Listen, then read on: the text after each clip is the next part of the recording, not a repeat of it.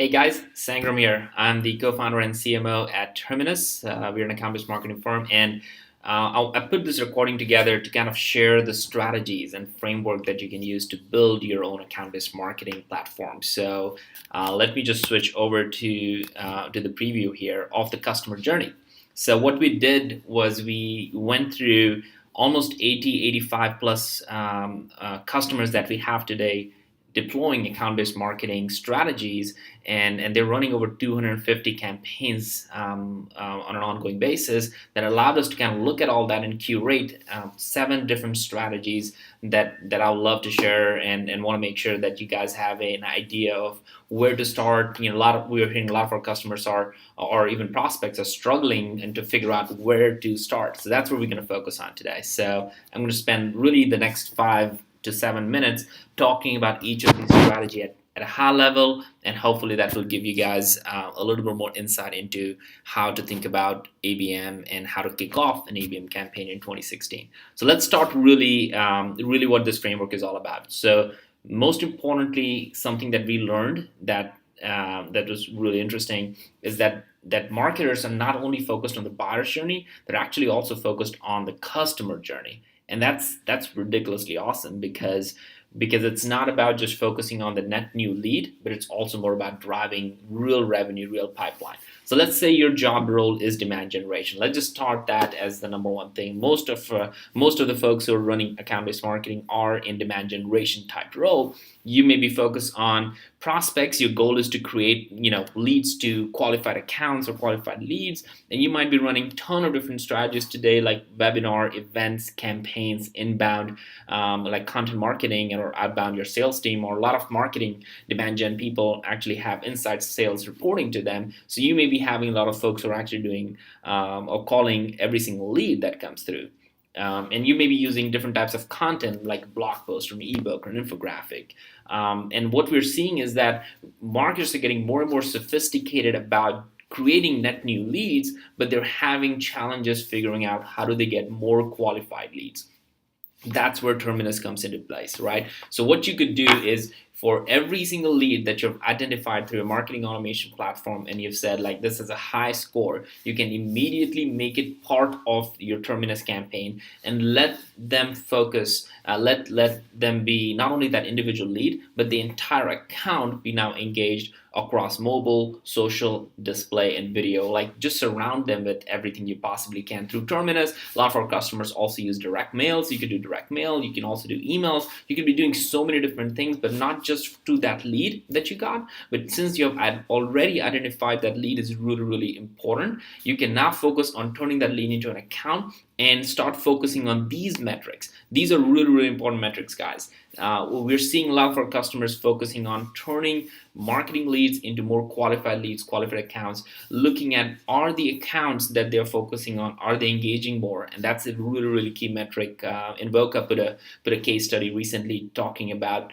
increased 200% increase in their engagement for the accounts that they were focusing on, which is really, really impressive. And really think about things like increasing the number of appointments with the leads that you have. So it's really answering the question, what next, right? Now that you have lead, can you increase the number of marketing qualified leads and increase the number of appointments? That is a big win for the organization. So we are seeing a lot of our customers start right here in the demand gen function. But I'm also very, very excited to talk about pipeline velocity.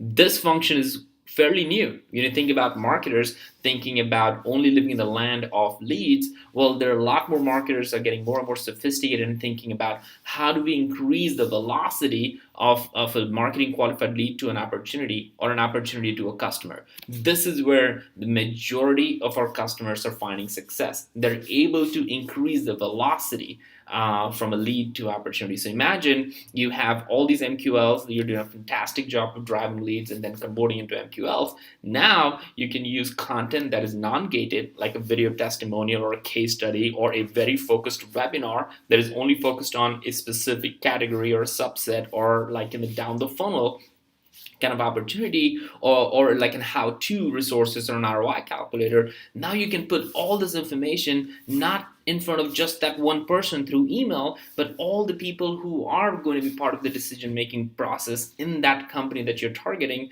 across mobile, social, display, video, or any other channel that you want to get in front of. And you can get buying from your sales development team and the CMO, CSO. All the people from sales and marketing can sit down identifying all these opportunities that you want to focus on. And really where we see a lot of excitement for our customers is when they see increase in opportunities from leads to that they're focusing on through Terminus, or increase in engagement with those opportunities. The one that Jim Williams from Influitive talked about is the increase in the velocity. They were able to see 10 days acceleration on the opportunities that they ran Terminus campaigns on. So that's a very big deal when you extrapolate it and look at it and see how many more deals could you be closing if you have 10 more days in every single month, right? So those are the kind of metrics that a lot of our customers are seeing, like are they able to increase more closed won accounts or the deal size and things like that. The other one, and I'll go through the rest of them a little bit quickly because majority of are in the demand generation and pipeline velocity, but let's not forget there are companies like massive companies who have upsell and cross-sell campaigns running all the time, right? So imagine you already have a list of companies that you know that they already have bought into your product, and you want to now sell another product to them or upsell them with another product. Instead of just sending them an email, imagine if you could again surround them with your message for the next few days while your sales team or customer success team is focusing on it. So again, as long as you have the right stakeholders and the right content, you can now use that content and put it in front of all of these people in many more ways than just one. And you look at the metrics like the new business coming in from that account, new revenue generated from the account, are you able to increase the deal size from it? Those are the key metrics that you would look for it.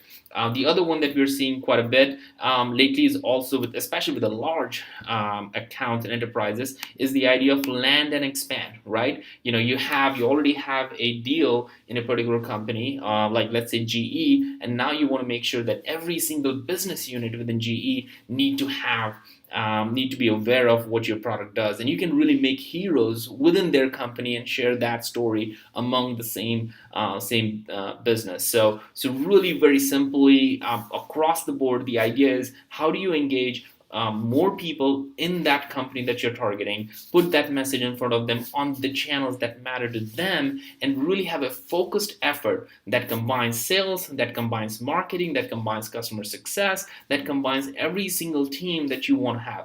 I'll leave you guys with one last strategy that I feel is super interesting. So one of our customers is running an air cover campaign. The whole idea behind air cover campaign for them is they want to make sure that a list of partners and analysts and influencers and investors are aware of their product. They're not looking for leads. They're not looking for opportunities. They're only looking to make sure that these partners, these analysts, think about them all the time when it comes to the next round of investment or the next round of ebooks that they might be putting, or the next product, to make sure that they're on the cool vendor list and things like that, or the partner is always thinking about them. So really focusing on, in a very strategically keeping top of mind as their goal, they're running an air cover campaign that is again very broad, but very, very, very targeted to the constituents of who you're targeting this message to. So broad is in terms of how many different channels they're able to get to, but deep, really, really deep when it comes to who they're targeting, and really targeted from that perspective. So that's it. So the 7 strategies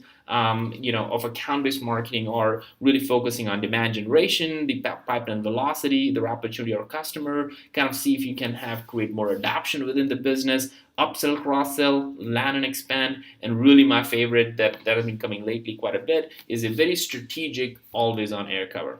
So with that, I'm just going to sign out, but I wanted to make this video so people can take a look at this, and hopefully it helps you guys kickstart your 2016 account-based marketing strategies. Thank you.